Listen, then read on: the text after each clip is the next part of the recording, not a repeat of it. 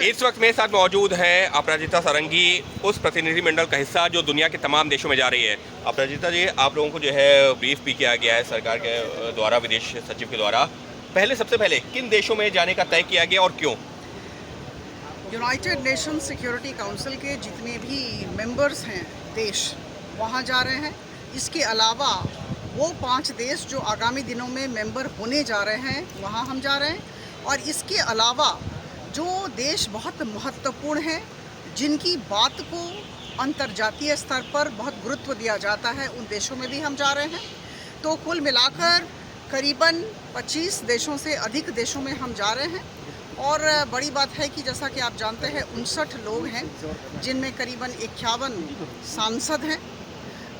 आज हमारी ब्रीफिंग हुई, हमें कहा गया जो पूरी पृष्ठभूमि थी ऑपरेशन सिंदूर की और सीज़ फायर के पहले क्या हुआ और पाकिस्तान के साथ हमारे कैसे संबंध रहे हैं, इन सब के विषय में चर्चाएं हुई। लेकिन मैम, सवाल ये है कि जिन आपने 25 देशों का जिक्र किया, लेकिन उसमें जो है खास तौर पर ब्रीफ किया गया है 20 देशों का, जो कि यूएनएससी से जुड़े हुए हैं। क्यों इम्पोर्टेंट है?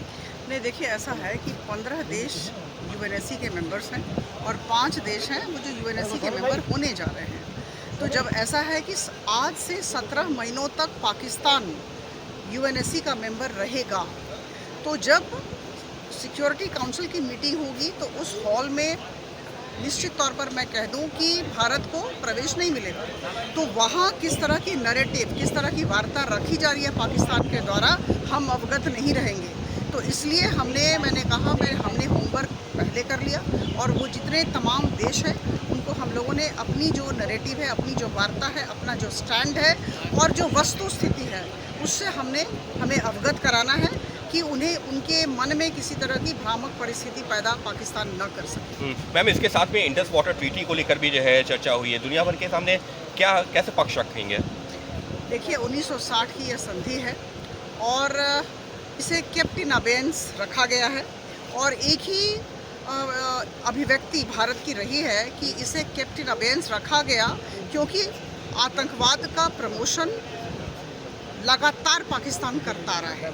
जिस दिन आतंकवाद के प्रमोशन को बंद कर दिया जाएगा, उस दिन हो सकता है इस संधि पर पुनर्विचार भारत करेगा, ऐसा भारत की तरफ से कहा गया है। बस एक आखिरी सवाल, इस सब के बीच में आप लोग ये भी दुनिया भर के देशों के सामने बताएंगे कि हमने ऑपरेशन सिंदूर के दौरान भी उनके मिलिट्री जो इंस्टॉलेशन पर पहले हमला नहीं किया।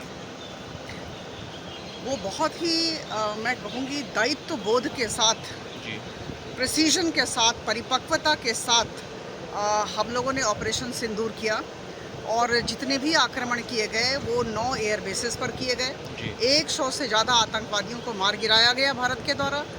लेकिन ये बहुत ही प्रांजल तरीके से, स्पष्ट तरीके से मैं कहना चाहूँगी कि बार बार हमें कहा गया है और हम सब जानते हैं, पूरा देश जानता है, अंतर्जातीय समुदाय जानता है कि कभी भी भारत ने पाकिस्तान सिविलियंस को मारने की कोशिश नहीं की। हम आतंकवाद के खिलाफ हैं, हम पाकिस्तान के आतंकवाद के प्रमोशन के खिलाफ हैं। यानी साफ तौर पर भारत सरकार की रणनीति साफ है।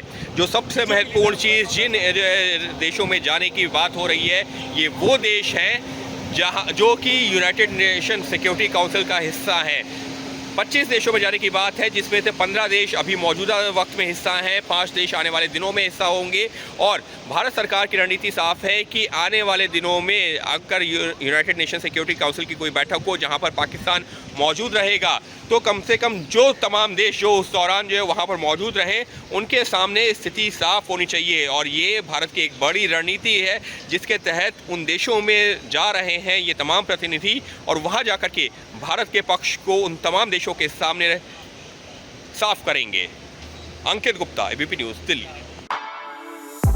For exclusive and insightful videos, subscribe to our new channel ABP Live Premium.